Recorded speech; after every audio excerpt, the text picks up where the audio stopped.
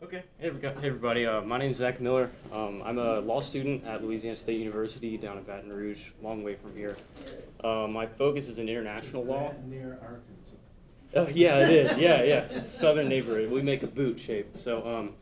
But I focus in international law, and space law is also pretty international in nature. So that's why I'm here talking to you. I also have an interest in video games. So about a year ago, I downloaded a video game to pass the time on a flight. It's called Sid Meier's Civilization 5. And in this video game, there's a bunch of national entities that land on this exoplanet, and they have to go and colonize this exoplanet. And they compete for power, they compete for resources, and it's a colonial struggle. And as I started to play this game, this is a graphic from the game. As I started to play it, I started to wonder what this would look like in reality. So one big point in this game is that war is pretty much inevitable. You have diplomatic systems that you can implement to kind of try and mitigate that, but it's inevitable. It's going to happen at some point. So who all in this room is familiar with space law? Anybody? A couple hands? Okay, great. I know a lot about space law, and I'm going to give you a couple tidbits. I'm going to take you through Space Law 101. So, and this is just a crash course. This isn't obviously all the space law, but the first question is, why is law important? Isn't law just red tape? And I hate red tape. That's why I want to be a lawyer, so I can rot it from the inside. But essentially, law is important because it's rooted in our own behaviors and customs. So this is pretty much a nutshell of the development of law. We have behaviors that are repeated into customs, which gets codified into written law, which gets enforced by a government. That's the nature of law, and it's a cycle over time. It's not arbitrary, and the point here is that it's written by humans. So what do you want? Law is whatever you want it to be. Our behaviors make up customs, which makes up law. So what do you want? Keep that in mind. So space industry, it's booming right now. There's more activity and there's more interactions. And the key thing here is that interactions are between different kinds of entities. There's countries interacting with companies, interacting with NGOs and individuals, and all of this leads to a greater likelihood of conflict. And I'm not talking about nuclear war. I don't think anybody's going to bomb each other, but I'm talking about disputes, legal disputes that everybody hates. Example, the International Institute of Space Law has a moot court competition every year, and space teams, like trial advocacy teams from law schools, participate in these challenges. In 2013, there was a challenge that included an NGO, companies, and also countries. So there's lots of entities that come to play here, and disputes can be about pretty much anything. In this 2013 competition, it was about satellites. So it's realistic. And so this is what we have right now, and this is what the presentation is going to focus on. Has anyone heard of the Outer Space Treaty? Awesome. It was drafted in 1967. It's a piece of international law, and it's pretty much the foundational document in space law. But it's also necessary for us to talk about the United States. We have the Space Act. It's an acronym that stands for something, I don't know, it's BS. But we have the Space Act. It's a domestic piece of legislation, and it's really important. We got to talk about it. Has anyone heard of the Moon Treaty? Made my day. The Moon Treaty sucks. It's irrelevant. It's a failed piece of international law, but it's still important for us to talk about so we know what we did wrong. So we're not going to talk about that. There are some problems. I wouldn't be talking to you today if there weren't some problems. And I'm going to focus on international law, but just keep that in mind as I keep talking about this. Good international law is effective and responsive to change. So what this means is that international law has to be flexible to fit the political climate. Right now, international space law is not. It's probably because of this guy, not Sputnik, but the Cold War.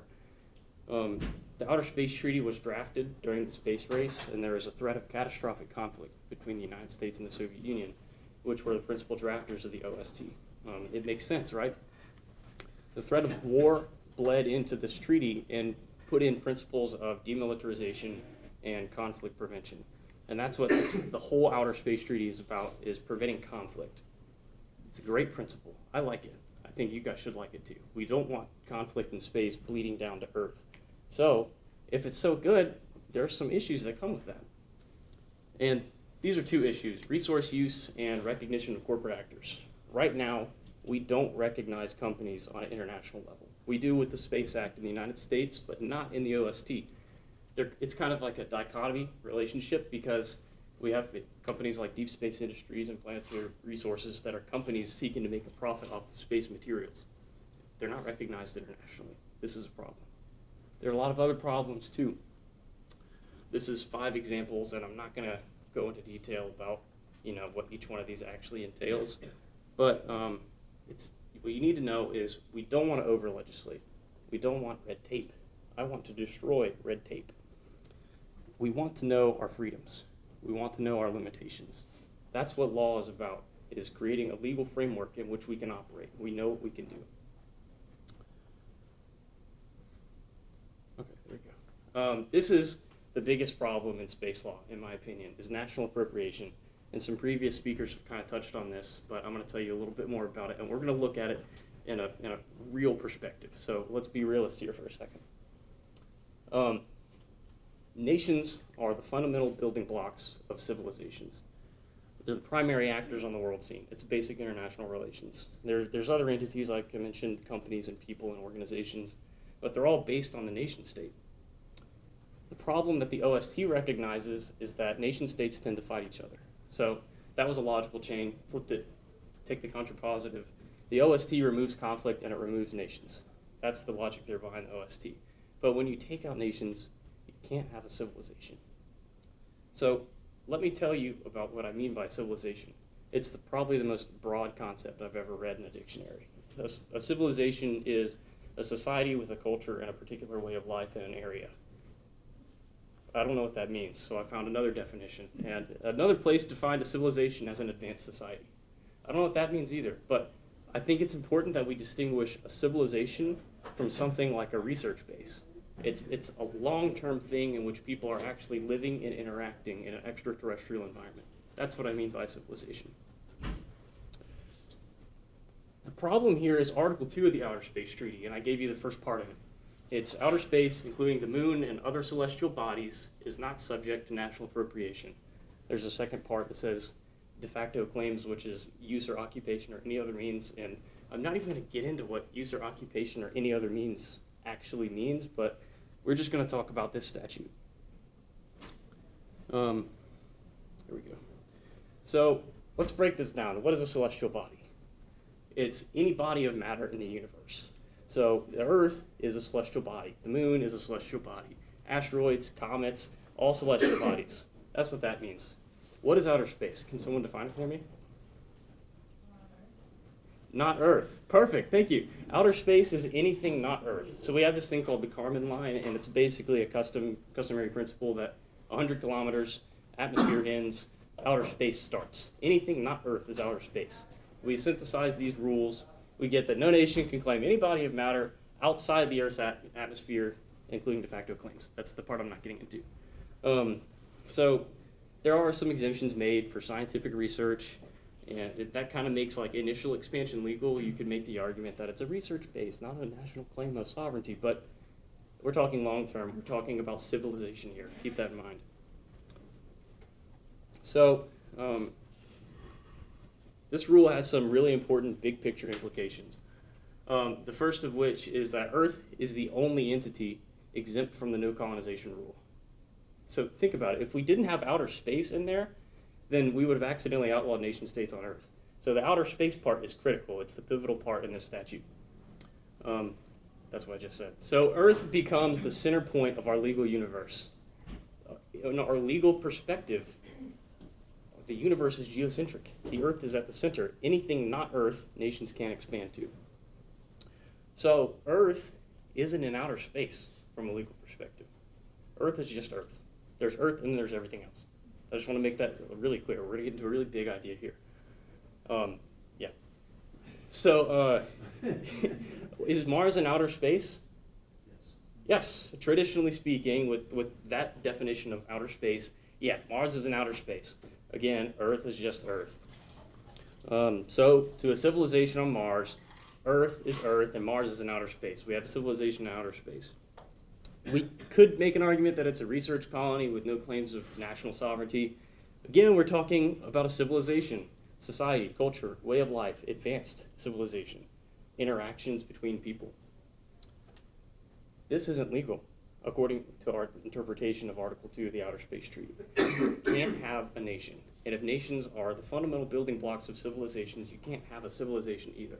It's a problem long term. It's a big problem at the heart of space law. And a couple friends of mine and I found a solution. We're going to redefine outer space. So, all right, take a deep breath. Let me hear it. This is a really big idea, okay? Outer space is the external region of a celestial body relative to one's presence and perspective on that particular celestial body. This is celestial subjectivity. It's a stupid term. It's really fancy sounding, but basically what this means is that space is relevant to whatever celestial body you're on. It's a paradigm shift in our perspective of the universe, and this redefines how we view outer space, and it changes our legal perspective of the universe. It's no longer geocentric. Now, what do I mean by that? Let's take Mars for an example. Mars is just Mars. To a civilization on Mars, it's just Mars. Everything else is outer space. To Martians, Earth is in outer space. But to people on Earth, to us right now, everything else is outer space. Earth is just Earth.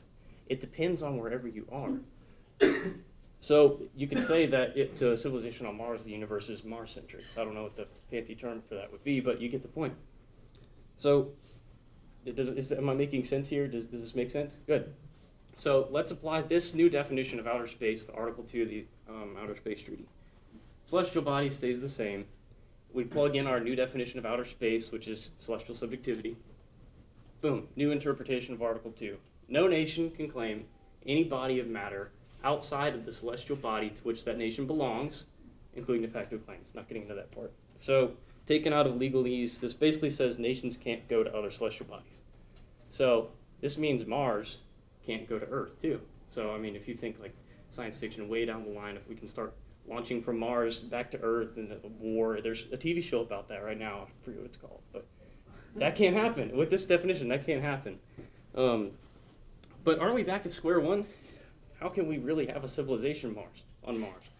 So the problem with this definition is how can we have a nation on Mars if nations can't get to Mars?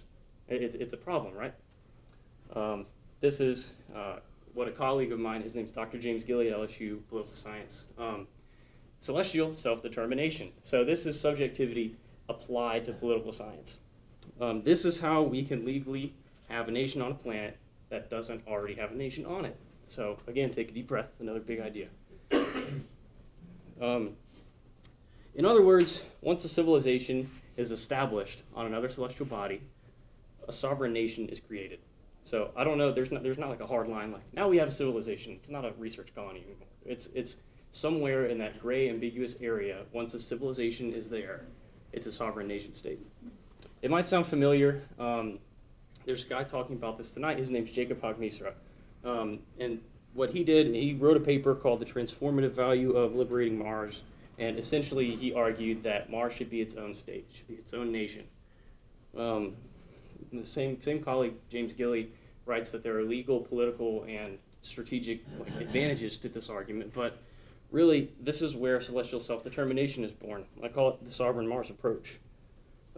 This is an individual application of self-determination. So let's take sovereign Mars and let's do some political science. So if Mars is going to be sovereign, there's 4 things that every nation state has to have. This is, again, basic international relations. It's got to have a population, a territory, a government, and sovereignty. So undoubtedly, a Mars colony in whatever phase is going to have the first 3, technically, population, colonists, territory, area, not even fenced off. In government, there's going to be a hierarchy amongst colonists in some way or another. But what Hogmisra is suggesting is that we artificially provide a Mars colony with the 4th. This is the fundamental characteristic of a nation state that's used in Article 2. So the entire statute and our whole perspective of the universe, legally speaking, is based on the perspective of sovereignty. So if you think about it, Jacob's idea is to reverse engineer a nation state. Usually nation states develop sovereignty naturally and individually, but what if we did it backwards? What if we gave it sovereignty to begin with?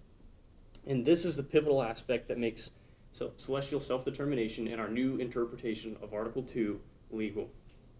And I just lost, okay, there we go. Technical issues. Okay, so Article 2 again.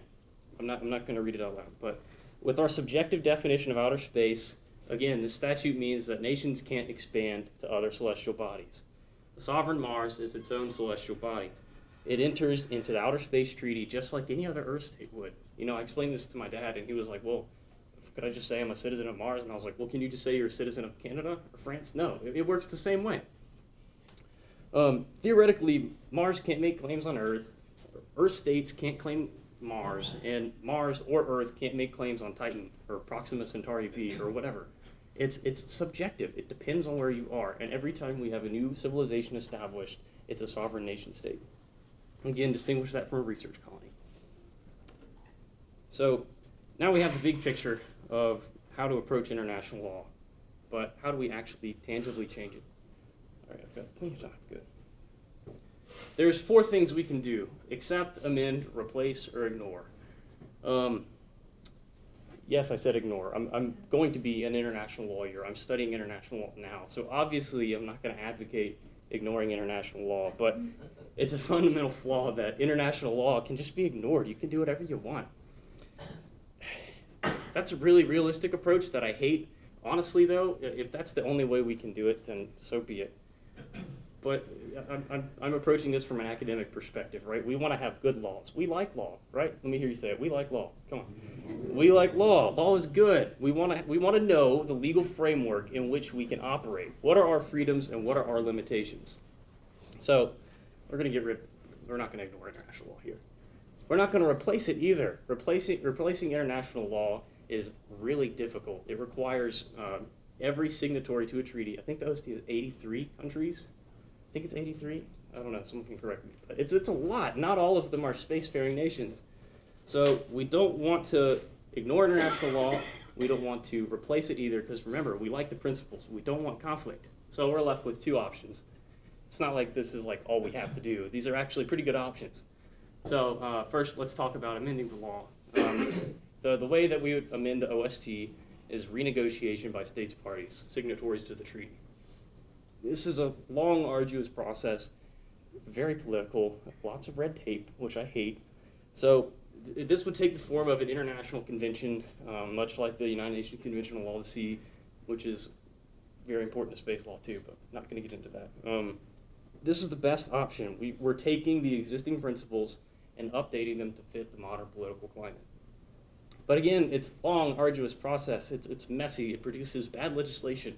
Example, if a state doesn't agree, if a signatory doesn't agree to a change, and the change gets ratified by a majority of nation states, you have 2 versions of the treaty, because states are only held liable for the things that they sign.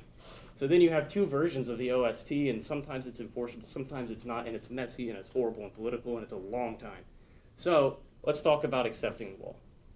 What I mean when I say accepting is working with what we've got. So we have the Outer Space Treaty, we have the Space Act here in the US, but we're talking international law. It's a short time frame. I mean, Mars Society, humans to Mars in a decade. So, I don't know when a civilization will be. I just know we're talking about a short time frame here for accepting the law. So what are our freedoms and limitations in which we can operate right now? What are the legal parameters of international space law? This is simply a matter of innovative legal thinking, like Jacob Hogmeisser's sovereign Mars approach, like celestial self-determination and the subjectivity interpretation of outer space. But it's important to realize the impact of our actions and the implications of humanity's evolution into an interplanetary species. So I spoke to an astronomer once about space law. Space law, it's space law. And I made a joke, and I made a joke about how I like the Empire and Star Wars because it's cool. And he looked at me and he was like, "Do you know what you're saying?" I'm looking like straight at you. Yeah, that's what he said. And he had the gravest look on his face. And he went on a rant for like 15 minutes about the rebellion and the Empire and the philosophical implications about it, like a typical astronomer, right? And whenever he was done ranting, he said, "What do you want?" And I was like, what do you mean, what do I want? And he was like, "What you do is going to set a precedent for the future, right? So what do you want?" And I took this, and I showed you earlier the theory of law development, behavior into written law and enforcement. It's important for all of us to know what we want, to start thinking about this and asking these questions. I don't have the answers. I have one thing, the subjectivity and self-determination. I think that's a cool answer. Do you think that's a cool answer? I don't know what you guys think, but it's important to understand our actions set a precedent for the future.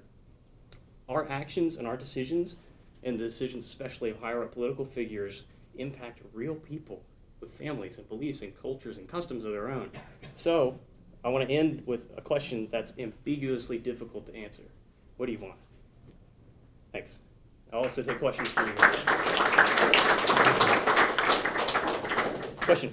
Yeah, the alternative, it seems to me, would be to say that the Outer Space Treaty really conflicts with all of the basic principles of international law.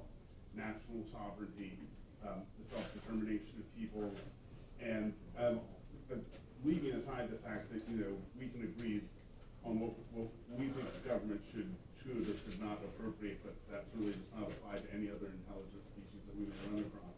And we seem to be trying to legislate for them. And I just think that the law made sense in its context, but it's utterly fallacious. The idea that land is res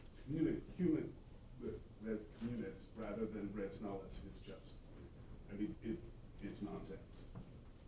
And is telling the courts this is, and there are courts, this is silly.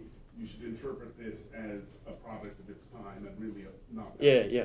How much time do I have? Let me see. Awesome, 8 minutes. This is great. 10 minutes, great. I agree with you. I think it's a really difficult thing, and outer space and international space law is way different than any other kind of law.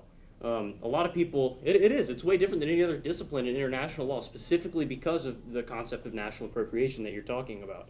The closest thing we have to that is maritime law, and you talk about international waters. The problem with that is we don't have people living in international waters. Treating outer space like international waters works as long as nobody lives there. So I'm in total agreement with you, but at the same time, nations breed conflict, and that's the whole point in the Outer Space Treaty, is preventing conflict. And I agree in the time frame, it might be a little harsh and a little restrictive, but I still think that conflict is something we want to avoid going into the future, and I think this is a way that gets that accomplished. It might not be the best way, I don't know a better one, but I do know that it is international law now, and replacing it's going to be very difficult. I mentioned that earlier. So I think we're kind of stuck with amending or accepting, which is the solution I talked about. So, yeah. What are the enforcement mechanisms? Enforcement, okay, of international law? Of Mars, let's say.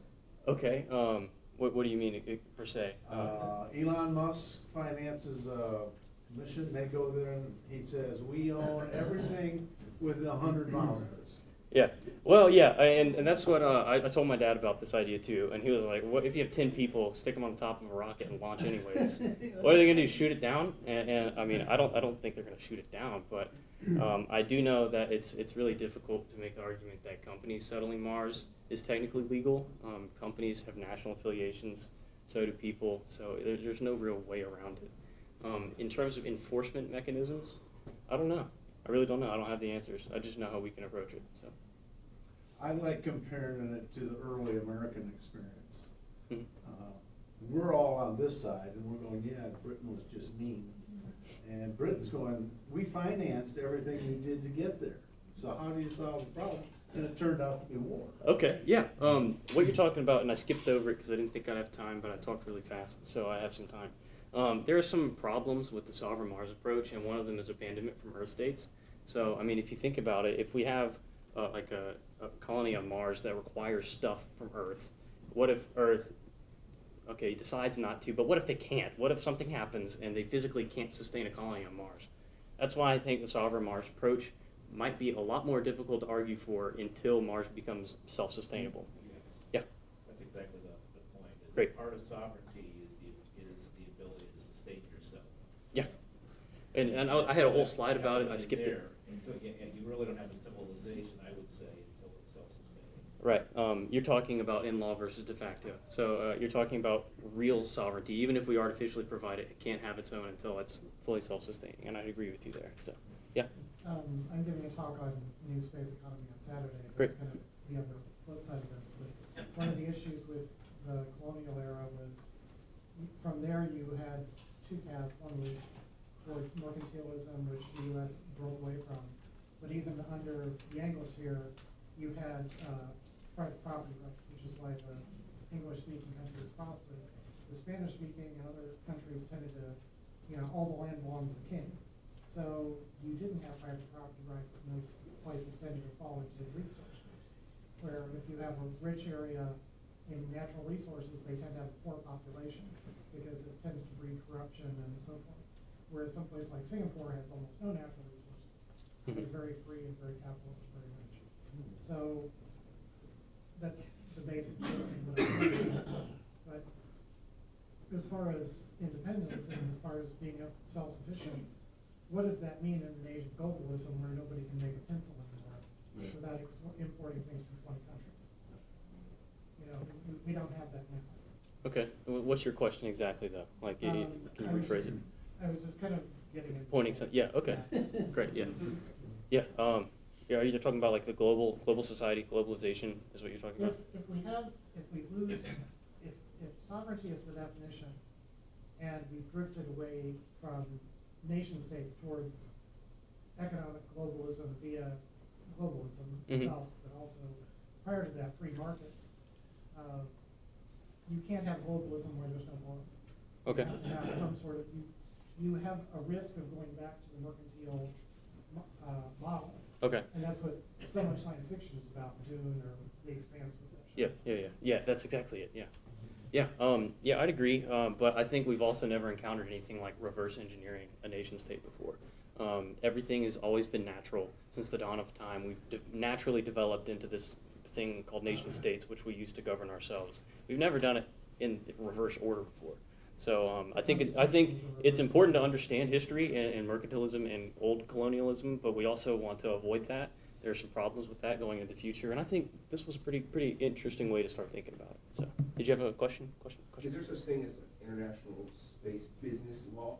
Space business law. How does it apply to businesses outside of nations? How does this? I guess the short answer is it doesn't really. It's mostly laws between nations, which kind of bleed over into corporate law, as far as I can understand. I'm still in law school, so I don't have all the answers. But the most important part of the OST was what I talked about, with no like framework of resource rights or recognition of corporate actors, particularly to go get those resources. So I think that's like the biggest thing that would affect like business law and international business law. So yeah, your whole idea about not possibly being able to maybe make a claim on any other celestial body, I would call space socialism. Because if a company is willing to put forth the effort and the resources and everything to open up a whole new frontier someplace, why would they do it if there's no return on investment? Yep, that's another one of the big problems that I didn't touch on because I didn't think I'd have time. I should put that in here for the future. I can't iron out all the kinks. I just know what we have and what we can work with. I just know replacing international law is extremely difficult, and it's already there. So we got to kind of work with what we've got. The best argument that I could make is Mars, as a sovereign nation, has the freedom to contract at will with any other party it wants to. This kind of, in a way, I don't want to say guarantees, but it makes it more likely that Mars is going to choose the best and most ethical and most efficient option with whatever's presented to it. So I would say that, even if SpaceX goes and colonizes Mars, or if NASA or the Chinese go and colonize Mars or whatever, they still can get benefits. Why would they launch to Mars in the first place if there weren't benefits for them to get? And if there are those benefits, they can still get them by contracting with Mars. It just makes it a little bit more difficult and working with what we've got. Yeah. The problem is that you're reifying sovereignty in a way that's not particularly realistic. Sovereignty means the power and ability to enforce laws. And you're just sort of creating this free-floating sovereignty. And just to take an example, when that's done in international law in places where there are civil wars, like Lebanon, that leads to absurd situations where, theoretically the government of Lebanon should be responsible for the acts of is it Hamas, or I always get those names confused, but the one that's in Lebanon, Hezbollah, thank you. And it's just sort of creates nonsense. Okay. You know what I mean? I agree. It's definitely something that's different and it's got problems. But what's the alternative? Well, I grew up during the space program and watched the moon landing and things like that. was recently going back through it, and they actually filled out import and export paperwork for the 3 guys who weren't gonna be here. They were entering from another place, and they defined that as the moon, and they had to file a sheet, and I'm going, and it's filmed by the whole world and seen by 100 million people, and they've gotta prove they did it. So the government just keeps expanding, and That's the proof it wasn't a hoax. that's right. And a paper. Yeah. That's it, huh? Okay, great. Thanks, everybody.